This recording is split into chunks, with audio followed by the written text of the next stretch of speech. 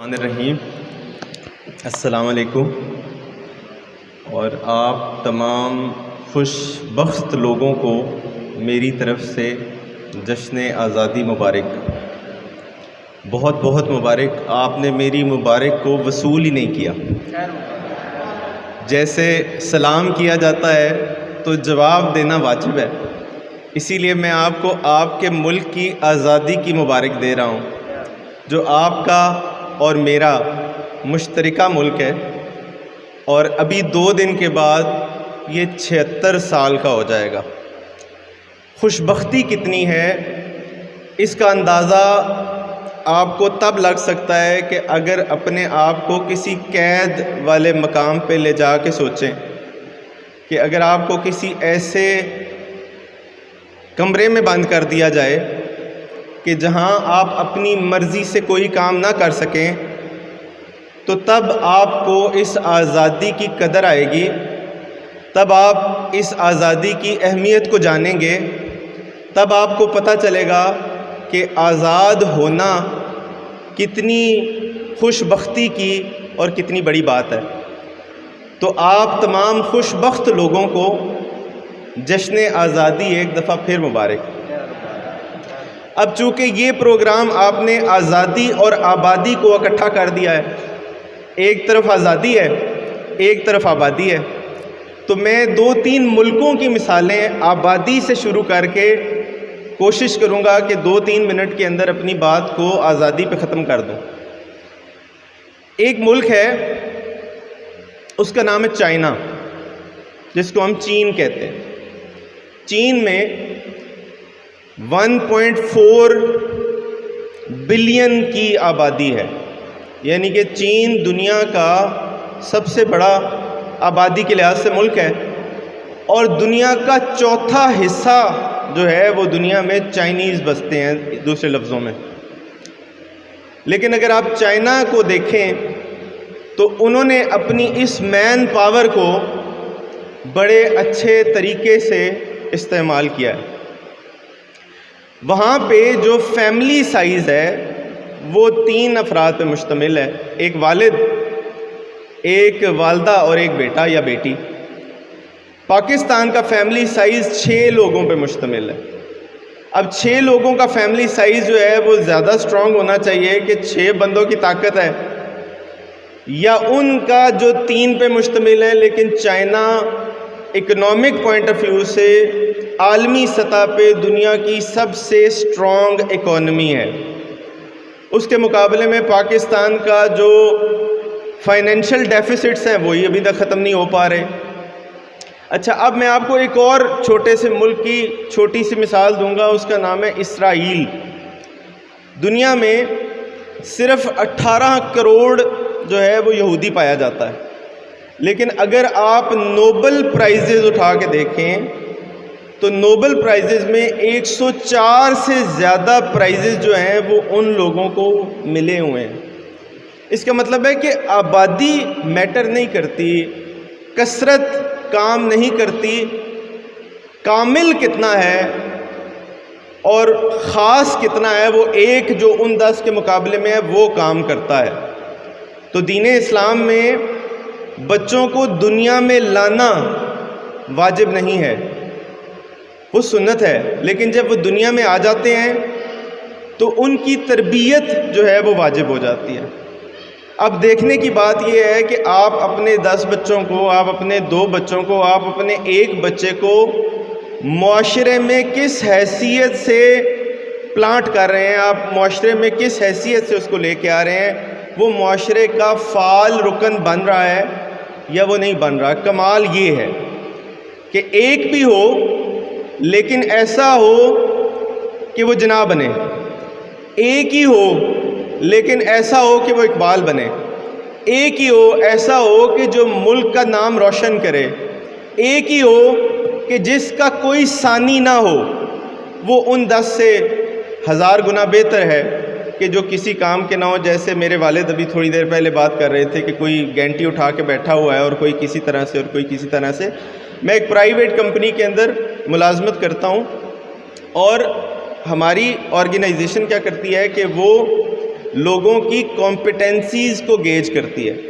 کہ جی آپ ایک ایکس ریزلٹس جو ہے وہ ڈیلیور کر رہے ہیں، لیکن اس کے ساتھ ساتھ یہ ہے کہ آپ کے اندر کمپٹنسیز کا کیا سلسلہ ہے۔ تو کمپٹنسیز کے اندر جہاں بہت ساری کمپٹنسیز کی بات کی جاتی ہے، تو آج کل ہماری آرگنائزیشن کہتی ہے کہ کمپٹنسی صرف یہ نہیں ہے کہ آپ کو کمپیوٹر کا کام آتا ہے، کمپٹنسی صرف یہ نہیں ہے کہ آپ کی کمیونیکیشن سکل بہت اچھی ہے،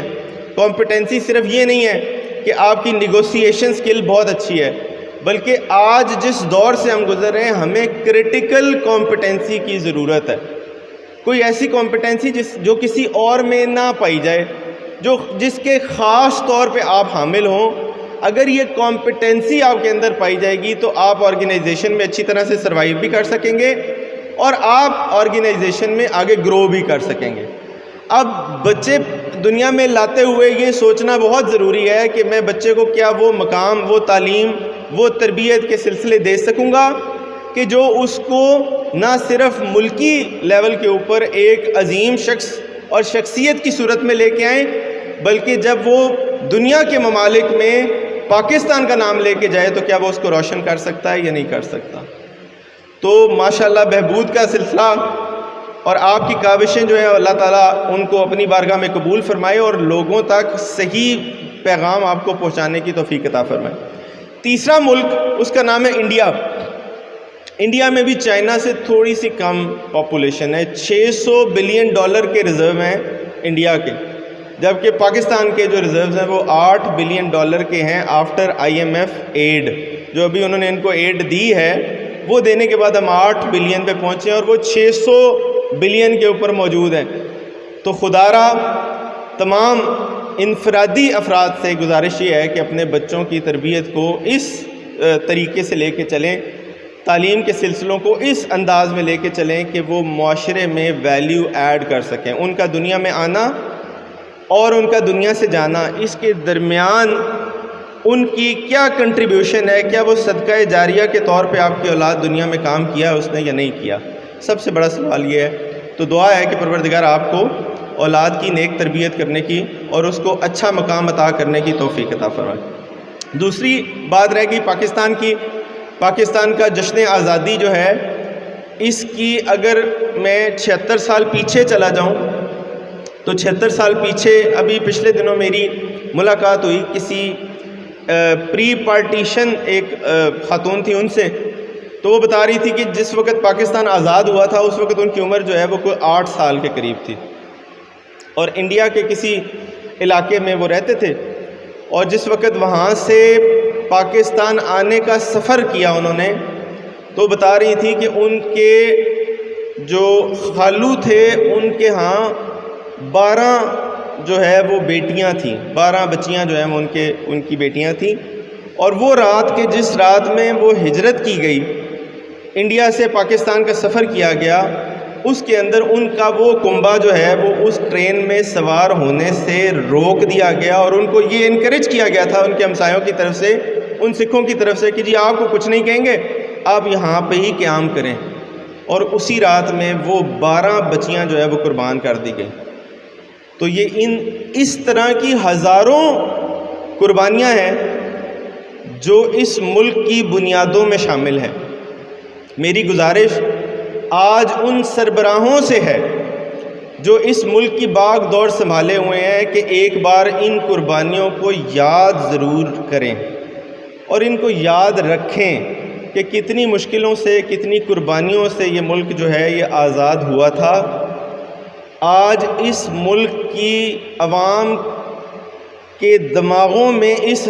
آزادی کی حقیقت کو اجاگر کریں تاکہ وہ حقیقی طور پہ اس آزادی کا مفہوم سمجھ سکیں اور اس ملک کو کسی ایسے مقام تک لے کے جا سکیں کہ جو قابل تحسین ہو، قابل ستائش ہو۔ تو میں ان تمام قربانیوں کے لیے، ان تمام قربانیوں کے سلسلے میں چند شعر ملی نغمے کے پیش کر کے آپ کو آزادی کی ایک دفعہ دوبارہ مبارک دیتا ہوں۔ چلے جو ہوگے شہادت کا جام پی کر تم،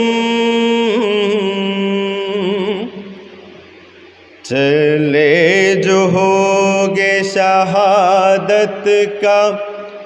جام پی کر تم رسول پاک نے باہوں میں لے لیا ہوگا۔ علی تمہاری شجاعت پہ جھومتے ہوں گے، حسین پاک نے ارشاد یہ کیا ہوگا، تمہیں خدا کی رضائیں سلام کہتی ہیں، اے راہ حق کے شہیدوں وفا کی تصویروں، تمہیں وطن کی ہوائیں سلام کہتی ہیں، اے راہ حق کے شہیدوں۔